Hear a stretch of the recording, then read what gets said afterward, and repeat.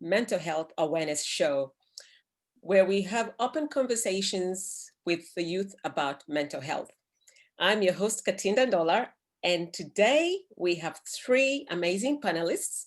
The first panelist is someone you've seen before. She's been on all our shows before. Her name is Edith Wanyonyi. Edith, welcome to the show.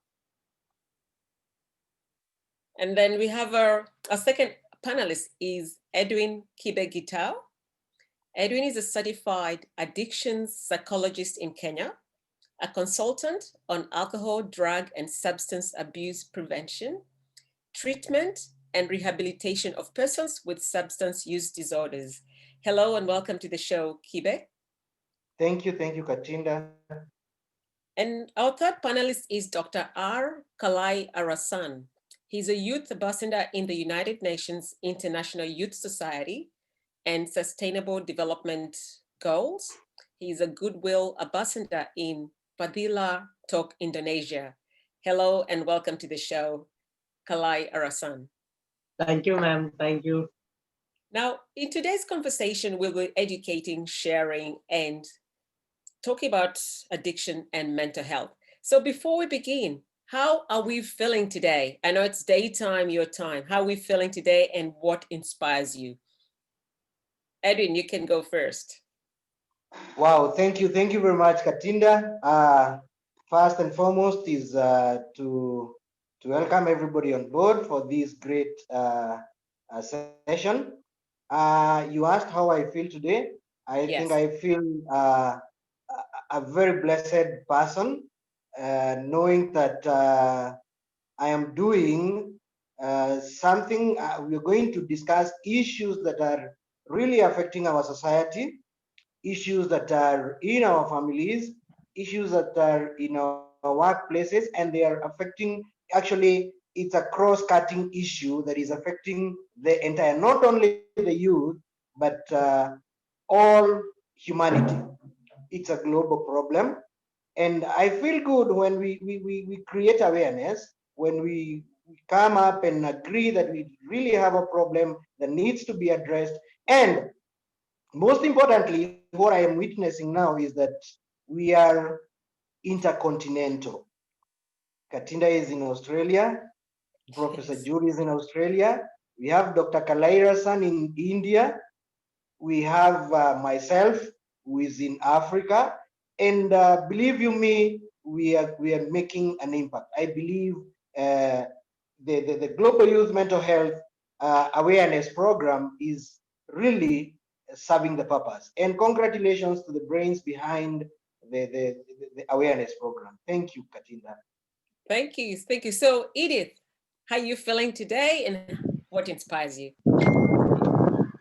Thank you so much, Katinda. Today I'm feeling good.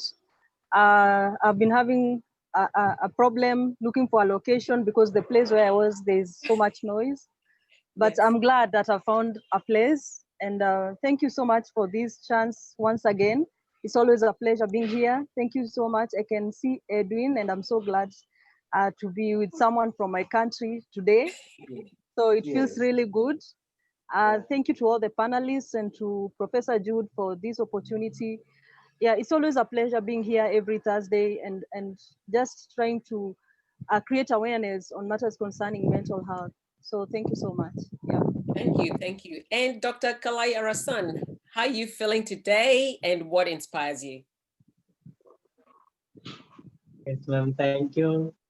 First of all, I say thanks to Edwin sir and Babu sir from Australia, and also Katinda ma'am and Edith. So I'm so really happy to see this. I'm so really proud this join to this conference. Especially thanks to Global Youth for this awareness, create the awareness, because the youngest are mostly addicted and more types of addiction to youngest. So these types of conference and these types of awareness useful to use. So I'm so really happy to say this. Once again, I say thanks to all panelists. Thank you. Thank you. Now, Dr. Kalai Arasan, I believe you want to play some drums for us. Yeah. Yeah, would you like to play that? Okay. Did you want to do it now or do you want to do it later? Oh.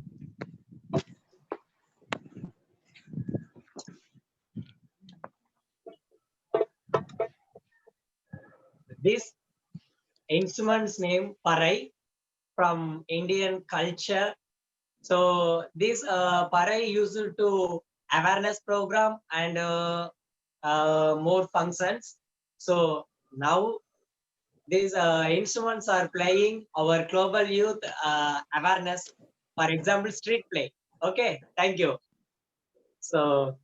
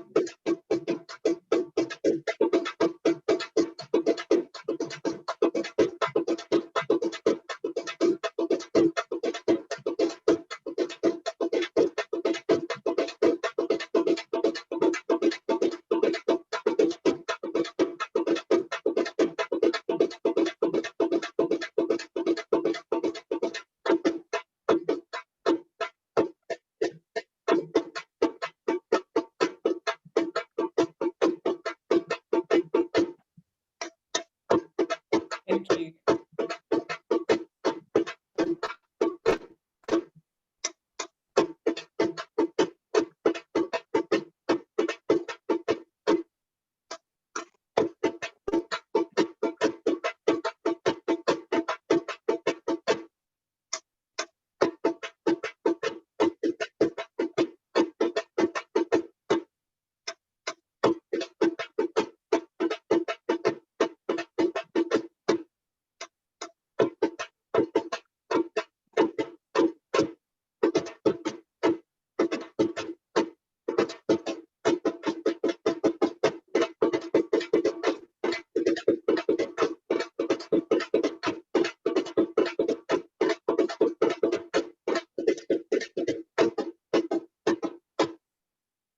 Thank you very much. I hope viewers, you enjoyed that. Now, can you tell us a little bit about that Rhythm, what is it? What does it aid? What does it support? Is it when people are celebrating, or what is it? Yeah, yes. This instrument called parai. Yeah, it's our identity. Yeah, Right. this is our identity from Indian peoples. So I'm so really happy because your lovable times dedicated those this instrument to play. For thanks for giving the opportunity. These para instruments are playing now all country. So African and Australians are playing that this parai. For additional, this parai goes to in all over country, all over world. So it's a great instrument. Yeah. Thank you. Thank you. Okay, now just moving on. So Edwin, how can we define addiction? Wow, thank you very much, Katinda. I think now you've given us the permission to go full throttle and address the topic for the day. And first and foremost, I would want us to go a little back and try to think about what are we talking, what is the addiction that we are talking about? Because it's very important at this juncture as we begin to understand that we have various types of addictions. We have, we are going to address two mainly for today. We have chemical addictions, that is some things to do with alcohol, drugs and substances and some other chemicals. That is for the first type of addiction. And then we have the second one, which is behavioral addiction, whereby we have people who are addicted to various behaviors which are not in any way chemically stimulated. So I would want us for today to address the issue to do with chemical addiction. And before we reach to the addiction, then there must have been the use, because the definition of an addiction is when we cannot control the amount of use of drugs. And at this point, I want to mention that we are talking about chemical addiction. And it's good to note that there is the use, there is the proper use of drugs. There is the required, the meant, the reason as to why we are taking some substances. They are recommended dosages. But when you go beyond, when you go over and above what has been recommended, then you now start abusing. And the moment you abuse, that is what leads to addiction. I hope we are together that far. That there is the proper use in every drug that we are going to talk about. The abuse, there is the proper use. Like currently, Katinda and the panelists and all the members who are following us, in the current situations that we are facing, we have a pandemic of COVID-19. And we are recommended by the specialists and the scientists to use alcohol-based sanitizer. So when you look at this from this perspective, you find that alcohol has some use. 70% alcohol is being used to sanitize our hands and our surfaces.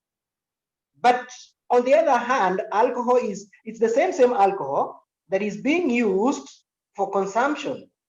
And the moment you use it abnormally, actually I define abuse, the word abuse is derived from two words: abnormal use. That makes abuse. When you take, like here back in my country, we have a tendency of, when you have stress, when you have mental health issues, you look for these amphetamine, the piritones, some things that make you sleep. But they were not intended for making someone to sleep. They are meant to address allergies and such like things, the conditions of the eye. That is the abuse. You're using that substance abnormally. Now, the funniest part is, the more you use Piriton or that amphetamine and you exceed the required use, you use it for other purposes, you are now abusing it. And the moment you keep on abusing it, the brain changes. It changes the functioning of our body. So, coming to your question, addiction is a brain disease that is chronic and relapsing in nature. Katinda, I don't know whether you've had a bottle of wine there before or a bottle of beer. I don't know whether you've had, but you'll agree with me, for those who have had, that the first time you take alcohol, you go for one bottle of beer and you feel so nice, you feel so good. But tomorrow, for you to have the same feeling, you will not take one bottle, you look for a second bottle. Subsequently, that happens continuously until you find somebody is taking even a whole case of beer. And that now is how addiction comes in. Therefore, back to your question, addiction is a brain disease that is chronic and it keeps on recurring. It happens quite often. Thank you, Katinda. Thank you. Thank you. Edith or Dr. R, did you want to add anything to that? Or we can move on to the next question. Edwin, you mentioned that we have two types of addiction. So you said there's chemical and there's behavioral as well. Yes. Now, I think, when you talked about the alcohol, was that chemical and the sleeping pills or the Puritans? Yeah, that is, first I wanted to address the chemical addiction. And chemical addiction is anything that has a chemical attribution. There are molecules of chemicals in that substance. Say, for example, alcohol has methanol, has ethanol, has some other substances, right? And then when you talk of the Puritans, the amphetamines, when you talk of marijuana, banking, as we commonly call it here in Kenya, and then we have other substances like heroin, we have cocaine, we have opiates, we have quite a number of different types of drugs. These are the chemical addictions. Now, if I understand your question, you wanted me to define or to elaborate what are these behavioral addictions that we're talking about. Behavioral addictions are the habits, the continued habits, like the desire to have sex quite often than the usual. You become addicted to sex. When you become addicted to doing shopping, you feel like whenever you have a few coins, you just want to go and do some shopping. We have a problem with gambling. Of late, we have had issues to do with gaming also, whereby you'll find that this team is playing with this team and you want to bet and agree on which one wins so that you make money out of that betting. You become addicted to that. Then there is also the issue to do with food, eating disorders. You become addicted because you're eating excessively. Similarly, we have the exercising. I'm just giving examples of behavioral addictions. When somebody starts going for those physical exercises, like the gym, your bodybuilding, you're doing swimming, the sporting, you become so much, your brain is not thinking of anything outside bodybuilding. Your brain is not thinking anything outside the exercising, the physical. So, in short, behavioral addictions can be classified or can be mentioned like we have sex as a behavioral addiction, shopping, gambling, gaming, food, and exercise. All those are addictive behaviors, but they are not in any way chemically associated. Thank you, Katina. Right. Thank you. Thank you. Now, Edith and Dr. R, did you want to add or make a comment? Yeah, sure, Katinda. Thank you so much for that question. What I'd like to say is that Edwin has already elaborated well, but just to add on it, I'll say that addiction is an urge, a strong urge to do something that is very hard to control. So that urge or a strong craving, for example, if it's substance use, you have that very strong craving. that it's very hard for you to control. And so your mind is so preoccupied with taking that substance so that you can continue with life. So it's a very strong urge. And it's also, like Edwin has said, it's also defined as a brain disease. So it alters the normal functioning of the brain. That is the reward system of the brain. So after it has altered it, it's very hard for a person to control themselves. So that's how we can say that a person is addicted. Yeah, thank you. Right. Dr. R, did you have any comments?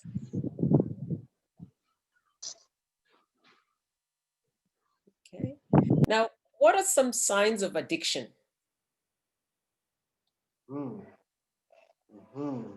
Thank you. Is that directed to me, Katinda? Well, you are the specialist for this topic, actually. So I think a lot of the questions will be directed to me. Thank you very much. And then we can comment and add on to it. Yeah, sure. Thank you very much. And I would want us first and foremost to understand why do people initiate into these substances, so that we see, we get what are the signs and the symptoms. So why do people initiate in drugs, yet they know very well that these drugs could be causing problems? People tend to abuse drugs as experimental. When people indulge in substance abuse and drugs, when we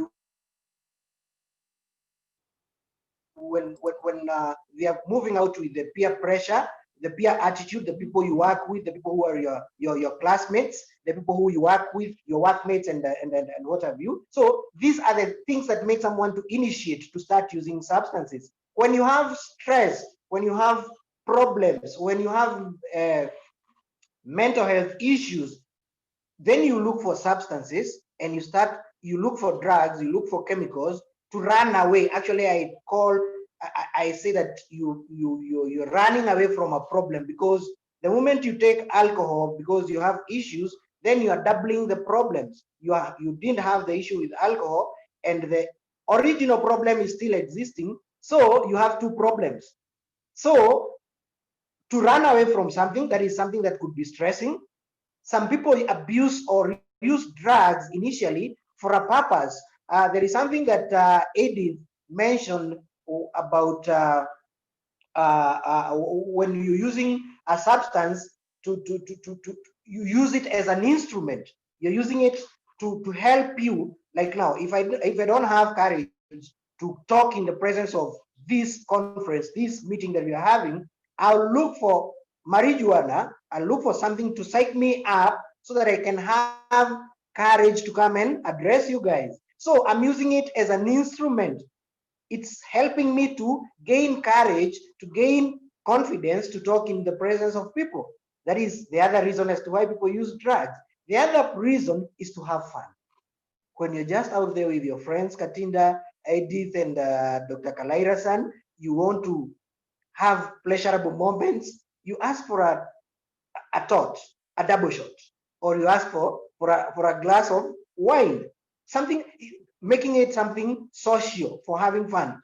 The other reason why people abuse drugs, and I think is the reason for this topic, is because of psychiatric disorders, mental health issues. This person is having underlying issues, has mental disorders, has mental disorientations, and he is forced to use substances to calm down the disorders.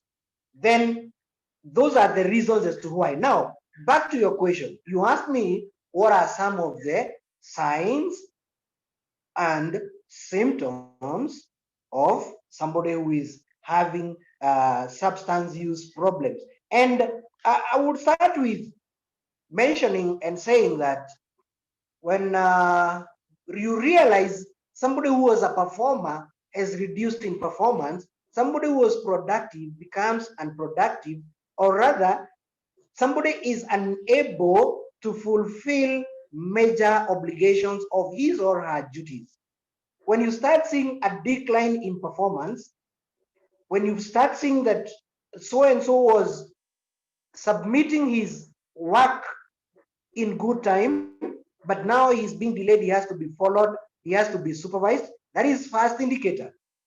Number two, when somebody has the physical incoordination, let's say you cannot coordinate your events, your body, you cannot coordinate, you cannot, like say, for example, when I normally give this as an example because it's quite common. When you touch on a hot surface or an iron box, or when you touch on an open electric surface, you get a shock and you withdraw immediately. But the moment you are in drugs, in chemicals, that coordination is affected. That is another symptom. The other one is when somebody cannot speak coherently, when somebody cannot talk, he gets slurred speech, cannot talk continuously like I'm doing. Then you realize, or the speech is being dragged, and these are some of the indicators. When you have somebody who has impairment in judgment making or decision making, you don't know which is the right time to go for classes, you don't know the right time to go to sleep.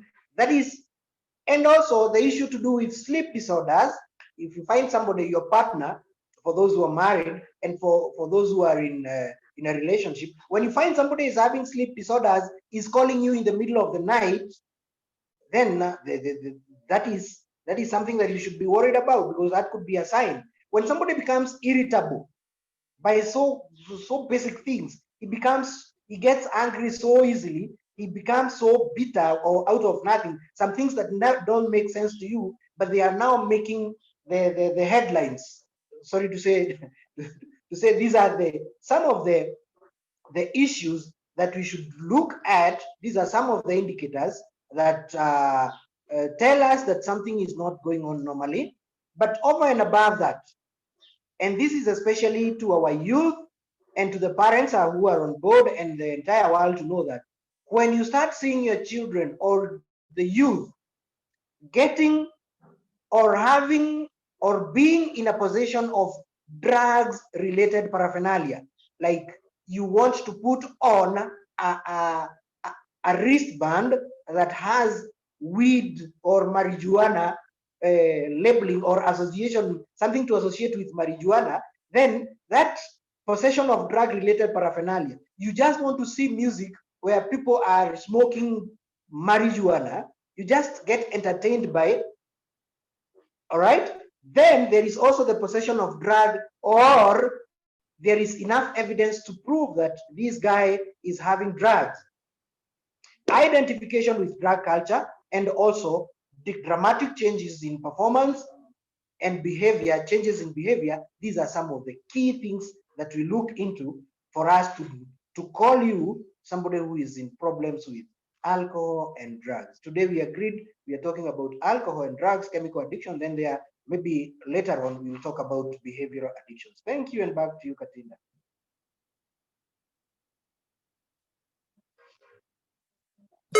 Apologies, I'm having a fire drill, so just give me one moment. Oh, sorry. Just attend to it.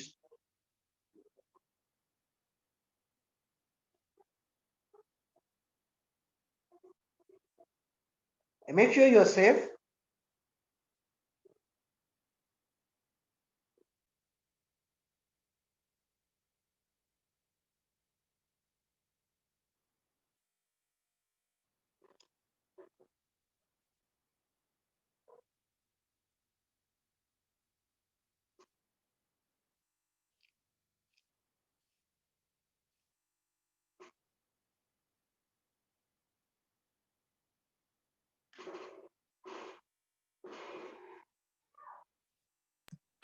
It's really loud where I am, so I can't actually talk. So can you just keep talking about the risk factors of the drugs and addiction? Would you want us? Hello, Katinda. It's really loud where I am, so I can't keep talking. But is it okay if I continue with or do you first wait for you to get settled? It's quite okay. Wow, thank you very much. So, like I was saying, sorry for the interferences that Katinda is experiencing, and I know it will be okay soon. I know somebody is addressing it. So moving forward, we were talking about the signs and symptoms of addiction. How do you tell, how can you identify that somebody is having issues with addiction to chemicals and drugs? And we talked about failure to fulfill major obligations, poor physical coordination. When somebody cannot coordinate properly, not only the physical coordination, but even you cannot easily coordinate your events. Like if you had a function like we're having today, but you don't know when to start, you start late or you start earlier than usual, than expected. When somebody has memory lapses or short attention span, when somebody cannot recall, how did I get home yesterday, who was the last person that I was with, and it's quite unfortunate, because this happens quite often. Because what happens is that these chemicals, these drugs, they tend to make your brains not to function normally, just like Edith mentioned. So that one, and to add on to that, we have the issue to do with impaired judgment and decision making. And these are some of the indicators, these are some of the reasons that guide us or tell us that something is really not working quite well. I hope I can see now you've changed the position. Katinda, are you okay?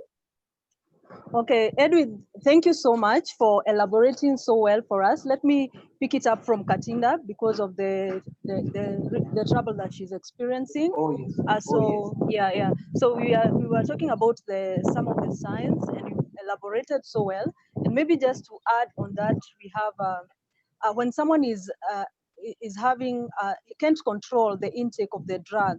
For example, they need to take it so that they can experience a certain effect. That is also one sign. And also when a person has to use the drug in a risky way, for example, they are driving and they can't stop using the drug, for example, alcohol. So that's also another sign. People could also have trouble with relationships and their friendships, and also just withdrawal symptoms, when someone maybe wants to stop but they can't because of the withdrawal symptoms that they are experiencing. So those are just some of the signs. And I can see King of Arts is also raising his hand. King of Arts, can you hear me? If you can hear me, please. Okay, let us just continue. So what are the risk factors? Edwin, what are the risk factors of drug abuse or chemical abuse? Thank you very much, Edith, for taking up for Katinda's position. So we have some risk factors that normally we the community, the larger community, sometimes we do ignore them. And I think it is very correct at this moment to mention that there are some factors that contribute to addiction. And some of the factors that contribute to addiction, majorly, scientifically, it has been confirmed 3 factors which are the major factors that we should always be aware of. We have genetical predisposition. Genetically, you could inherit the genetical problem of alcoholism and drug abuse from your forefathers. It's something that you can inherit. There is genetical predisposition, whereby if your grandfather was, or your daddy was, or your mama's line of parenting, they had issues with alcoholism or drug abuse, it can easily be taken over by your children. That is factor number 1. Factor number 2, we have issues to do with the environment that we grow up in, the environment that's around us. If the children who you have, they get used to alcohol at a tender age, if they get used to an environment where people are drinking and it is culturally accepted, like we have that problem here in Kenya, whereby for all cultural or social events, alcohol is used to solemnize or to make that event to be complete. So the environment that we have our children, the environment that we facilitate to the ultimate problem of addiction. Then we have the biological, the chemical makeup of an individual. You'll find that probably if I took I took a glass of wine, the way it reacts to me is different from the way it reacts to you, Edith. So we are created differently. The biochemical makeup in our bodies differs from person to person. There are people who will not want to be associated with cigarette smoking. They become allergic. So biologically, those are reasons. So these are the main factors that contribute or facilitate to the addiction problem. We said about genetical predisposition. We talked about the environment surrounding us and the biological, biochemical makeup. Now, back to your question, Edith, which are these most powerful risk factors? We have talked about the biological process. Then that is factor number one. It is a risk factor. When you biologically, your body allows or your body encourages or facilitates. Now, the other one is mental health disorders. We have different types of disorders. We have different problems like schizophrenia, we have psychotic disorders, we have anxiety disorders. All these could contribute to or could be a risk factor to addiction. The other one is the family neglect and abuse. Family neglect, I mean, when the family members or when the family, we have domestic issues, when we have dysfunctional families, these can easily contribute to substance abuse. These are risk factors. And finally, poor attachment to schools and the community. When the child or when a person does not have a proper association with the community around him or her, then he or she will look for consolation from drugs and substances. So we are talking about biological processes, the biological makeup, biochemical makeup of an individual. We are looking at mental health disorders, whereby you find, and I want to put it clear today that most of actually it is 30 to 60%, 30 to 60% of people who abuse drugs, they have chances of having mental disorders. They have as some other underlying conditions mentally. That is bullet number two. Bullet number three, our family setups contribute. It's a risk factor when you don't have a functional family that can easily lead to substance abuse, or it can contribute. Then we have poor attachment to the community. Back to you, Edith. Okay, thank you so much. Thank you so much. Yeah, did you want to add something, Edith? Yeah, sure. Sorry for that that issue that you were having. Thank you that you're back. Yeah, thanks that you're back. Thank you. Oh, okay, so just to add on what Edwin has said, we are talking about the risk factors, and we have the early onset of drugs. For example, when a person is exposed to drugs early enough, that is also a risk factor. And then we have environmental factors, where there is the disposal of drugs for a person. For example, in the community, it's very easy to access drugs. That could also be a risk factor. Then we have behavioral factors, whereby someone has maybe, let's say, the peer pressure and also the desire to fit in. For example, when a person has low self-esteem and maybe they want to fit in, that could also be a risk factor for early intake of drugs. Yeah, thank you. Thank you. Now, Dr. R, did you want to make a comment? Do you want to unmute yourself?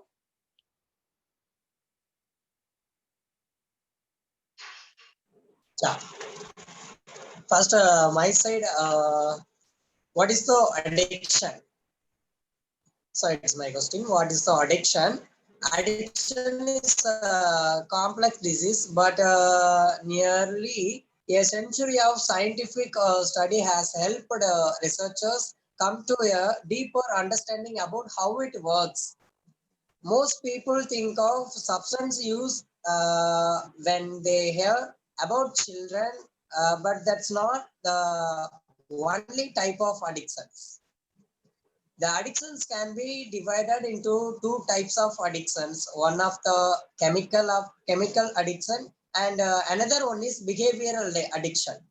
So first, chemical addiction. This refers to addiction that involves the use of substance. Yeah, right. Next, another one is this refers to addiction that involves compulsive behaviors. These are persistent, repeated behaviors that you carry out even if they don't offer any real benefit. So my question is, what is the addiction? Addiction is complex condition, a brain disease that is manifested by compulsive substance use despite harmful consequences. People with addiction have an intense focus on using a certain substance, such as alcohol or drugs, to the point that it takes over their life. They know it will cause problems. Yet a number of effective treatments are available, and people can recover from addiction and lead normal productive lives. People can develop an addiction to alcohol, marijuana, PCP, and LSD, also other hallucinogens, inhalants such as pain thinners and glue, opioid pain killers such as codeine and oxycodone, heroin, sedative, hypertension, and anecdotics, stimulants, tobacco. People with a substance use disorder have disordered thinking, behavior, and body functions. Changes in the brain's wiring are what causes people to have intense craving for the drug and make it hard to stop using the drug. Brain imaging studies show changes in the areas of the brain and relate to judgment, decision making, learn, memory, and behavior control. These substance can causes harmful changes in how the brain functions. These changes can last long after the immediate efforts of the drug. In intoxication, intoxication is the intense pleasure, calm, increased senses, or high caused by the drug. Intoxication symptoms are different for each substance. Over time, people with Dr. Aaron, now we don't have much time, so we'll just have to keep moving on with the next questions because we have about 15 minutes. Yes. Yeah. So what is the link between addiction, substance abuse, and mental health? Do you want to start that conversation? What is the link between addiction, substance abuse, and mental health? Addiction and mental health. What's the link, or what's the relationship? Wait. Or did you want Mr. Edwin, did you want to start off the conversation? Yeah, please. Yeah, sure. Thank you. So the question was, what is the link between addiction, which could be substance abuse, and mental health? Please ask another person. Again, some time I need. That's okay. Yeah. Edwin, there's some light. So thank you, Katinda, and good to have you back. I think now you are sorted. Now, you're asking what is the correlation between mental health and addiction? Is there any link between addiction and mental disorders? If I get, that is the question that you're asking, right? Good. Now, I want to pose that question using I want to coin it differently, and I want us to ask ourselves: can substance abuse lead to mental disorder? Can use of alcohol lead to somebody becoming psychotic? Can use of can use of bangi lead to somebody becoming schizophrenic? Can use of substances make somebody have the conditions that we normally see of mental problems? That is question number one. Question number two, then people who have mental disorders, can the mental disorder in them make them to become substance abusers? Can it make them to become to become addicts? And the question to me for both questions, I know you're going to deliberate on that much, and that I think that is the core business for today, is that there is a correlation. They are interrelated. In the beginning, I said that mental disorders can easily be contributed to, can easily be attributed to chemicals and substance use. Like for example, when a few years back, let's talk about 12 years ago, I was deep in alcohol, and this is something that I disclose confidently with a lot of courage and confidence, so that I can help people who have the problems to know that they can easily come out of it, and for the parents also to know that it is not a death sentence for someone to be in addiction. So I am a recovering alcoholic, 12 years in recovery, and during my tenure of drinking, I have witnessed so many of my colleagues become psychotic. They go nuts. They start behaving like they're mad. They are, sorry to use, they are mentally unwell. And this is attributed to what? Especially the moment when you reduce. There is a word that Edith used about withdrawal syndrome. And if your body or if your brain has been accustomed to taking 3 beers per day, and then you reduce or you lack that beer, the 3 bottles of beer per day, the brain will react. You'll behave abnormally. You'll have a tendency of doing crazy things. And this is what we are referring to. Substance abuse can lead to mental disorders.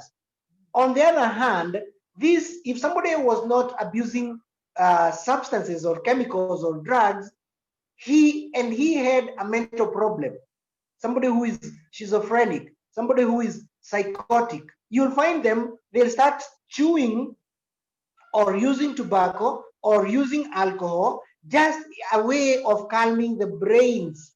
So there is a correlation. Alcohol and drug abuse can lead to mental problems. And we have disorders, and basically we call them substance-induced disorders, substance-induced psychosis, substance-induced schizophrenia, substance-induced anxiety. And similarly, the person with mental problems can easily start abusing drugs. So there is a link. My dear Katinda, let the people know that sometimes we find that people are doing crazy things and we associate that to the drugs or the drug of choice or the alcohol, but let them know there could be an underlying reason, there could be an underlying problem that needs to be addressed. And it's very important for me to mention at this juncture that these problems, for them to be solved once and for all, they need to be addressed concurrently. When you're addressing the mental problem medically through a psychiatric, through a medical professional in the mental health, a psychiatrist, and another person who is a psychologist, a counselor, they should join hands, they should team up together and address the problem. And this can only be identified when somebody undergoes intensive tests. The clinical interviews that needs to be done to each person, the mental status examination needs to be done to establish that this person for sure has issues with mental health and is abusing drugs. Back to you, Katinda, and thank you. Thank you, Edwin. Now, if you've just joined us, we are talking about addiction and mental health. So click, share, comment, and invite your friends as well to watch and ask questions. Now, we've got a question here, which Edwin, I think this is for you again. What are some ways to prevent the abuse of drugs and substances? Give us like 3 things that people can do to prevent the abuse of drugs and substances. Wow. Wow. Thank you. Thank you. Thank you very much. I would want us to think about this and how to prevent, because science has proved that prevention is the only best way of reducing chances of addiction when you prevent. And I want us to look back and see, where did this problem of probably I'm not casting a stone on that, but probably where do these problems begin? And these problems, it's very important for me to mention here that a higher percentage of drug abuse and our chemical addiction originates from our homes. You'll find that a recent study that was done in my country confirmed that children as young as 5, 6 years have already started using substances. But where did these children get the substances from? It must be from the parents. Our children, when they come to this world, we come blank. There is something we call tabula rasa. You come plain. But as you grow, you start absorbing what your parents are doing, what the people around you are doing. So it's very important to start our prevention from our families. Mommy and daddy should take care of the children. Prevention. If you don't want to see your child in alcohol, don't take alcohol in their presence. If you don't want to see your children in smoking habits, then don't do it. Because eventually they learn from we, the grown-ups. They observe, they want to practice. Actually, it is confirmed that majority of drug abusers, they start by experimenting. But how do you experiment, Katinda and my fellow panelists? You experiment because you're seeing it happening somewhere else. So it is upon us as an individual, you as Katinda, you as Professor Jude, you as Dr. Kalaira-san, you as Edith, in wherever you are, make sure that you're doing something that can help in prevention. So that is the primary prevention. So what you're saying is we have to be the example. We have to be the example we want to see in other people. Yeah. Yes? Yeah. Go ahead. Be the change.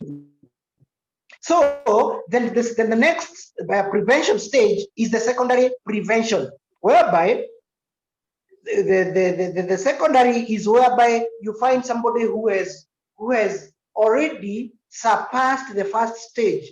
The parent and the home community and the environment that he's in, he's already gone to the next level and has experimented.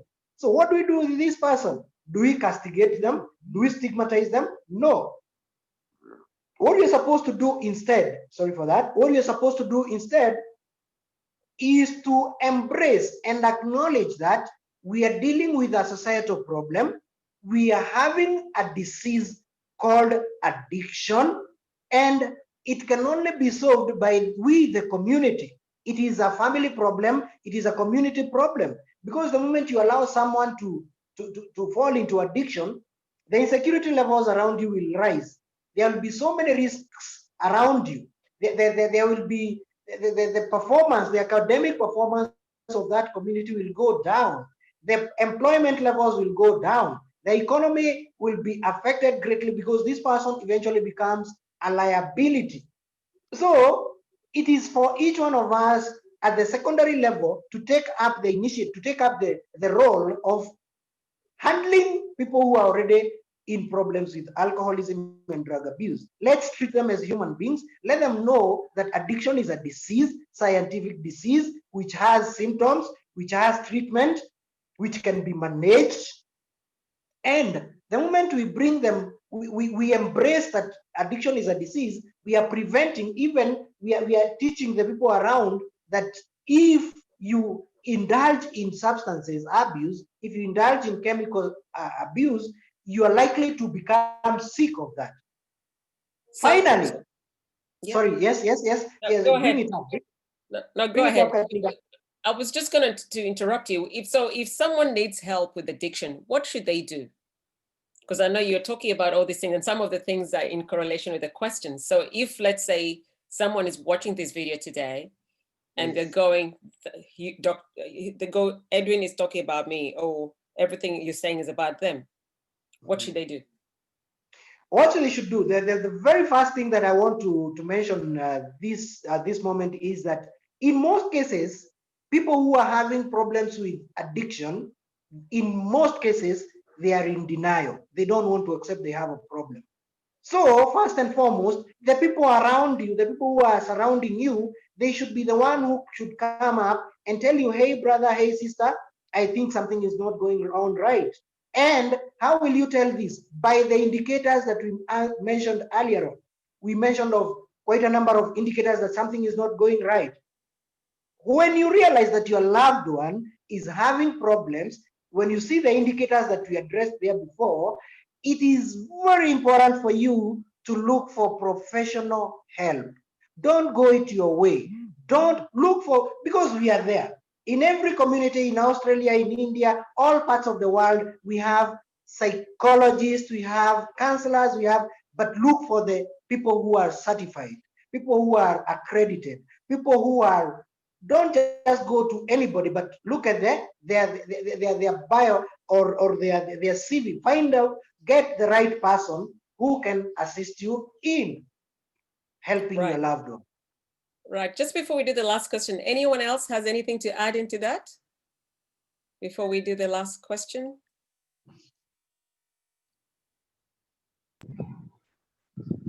Yes, Katinda. Let me say that maybe just from the previous question that you had asked, the link between addiction and mental health, I'd say that addiction, most times in mental health, it's referred to as substance use disorder, just to avoid the stigma of abuse. Because you realize when you use the word abuse, many youths will not want to seek help because of the stigmatization. So it's important to use the substance use disorder. Then the link is whereby the addiction and mental health usually co-occur. So there is a dual diagnosis. You realize that when you are diagnosing someone with mental health issues, you'll find that most times they have also a substance use disorder. So there's a very minimal difference and a great link between addiction and mental health. Yeah, thank you. Thank you. Thank you. King of Arts, did you have anything to add before we get the final question?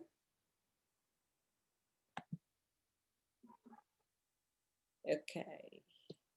Okay. So what I'll do is I'll just go to the last question here. And the question is, what action plan can anyone implement immediately to start their healing journey? Edwin, what do you think? What is the action plan to, or what is the route, what is the initial step for all on the road to recovery? Right. What is it, if someone is watching this today, what can they do right now to start that process? First and foremost, the most basic requirement is to accept that you need help. Accept that for sure I think, I mean, what you are asking, Katinda, is that what are the stages in recovery? What is the initial step? You, as the person who is watching us today, it is very important to know that that person who is already in problems, I said they are in denial. In the bigger percentage, they don't want to accept that they have a problem. And we, the professionals, have a way of handling them.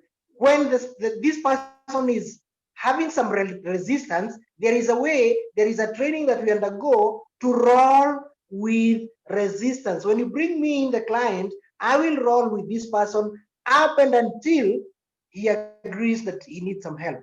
And the initial stage for this client, for this person who is sick, for this patient who is sick, is a pre-contemplation. First, the thought that do I really need help?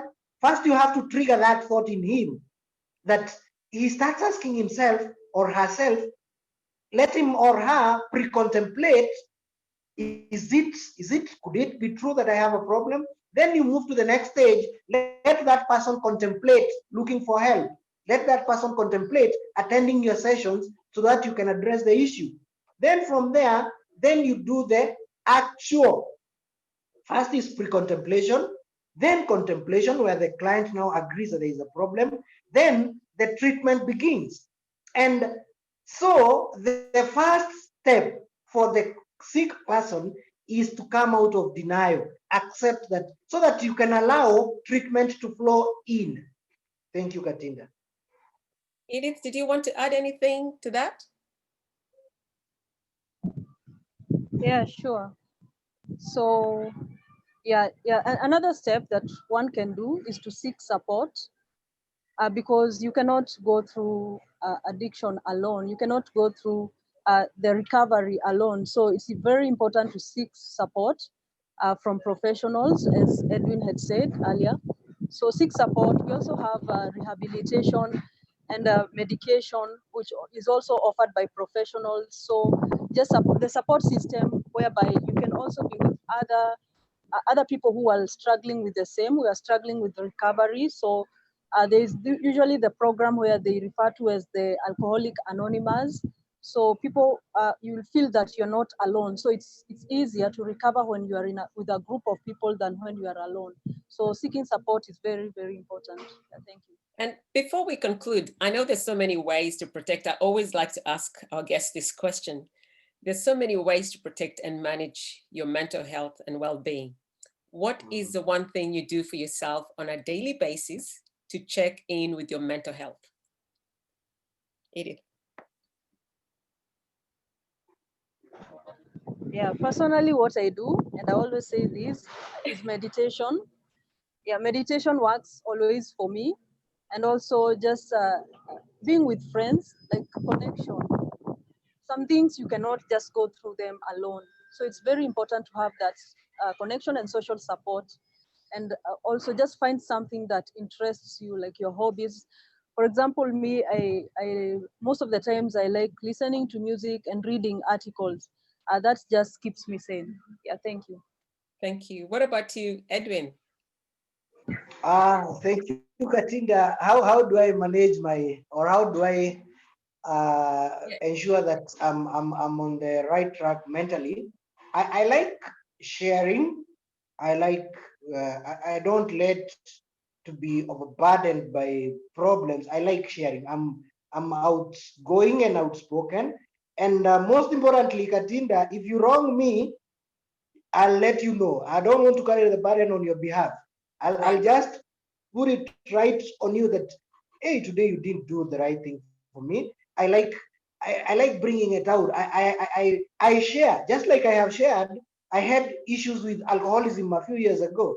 If I remain with that, if I retain it, it's going to pile up, and eventually I'll blow up or even go back to the problem of alcoholism. So sharing with a lot of wisdom, you know what to share and when to share. That is number 2. Number 3, I like gaining knowledge, reading, acquiring more information in this subject. I like knowing more so that I know how to prevent myself, my family, and the people around me. Thank you. Community. Yeah, thank you. So Edith, before we go, where can people go to find more information about the Global Youth Mental Health Awareness? Okay, thank you, Katinda. Before I answer your question, let me just say something that maybe someone is asking, why is it, why can't people with addiction just stop? And this is a question that I used to ask myself also before I was enlightened. And it's very important for people to know that it's not a will, because we've already said that addiction is a disease. So it's very hard for people to stop because they lose control of themselves, and also the withdrawal symptoms makes it very hard for them, even though they are willing to stop, but it's very hard for them. So it's very important to be empathetic, and let us all help them. Let us not see them as just violating the social norms, but let us treat them as people suffering from a certain disease, so that we can help them overcome. Yeah, thank you so much. And where we can get the information of GYMHA, we have our website, which is www.globalyouthmentalawareness.org. You can email email jude@gymha.org, or visit our social media platforms on Facebook, LinkedIn, and Instagram. Thank you so much. Thank you, Edith. And Edwin, if people wanted to contact you, where can they find you? Well, thank you, Katinda, for that opportunity. I have a website. It's called www.uhaicenter.org. Uhai, UHAICENTRE.org,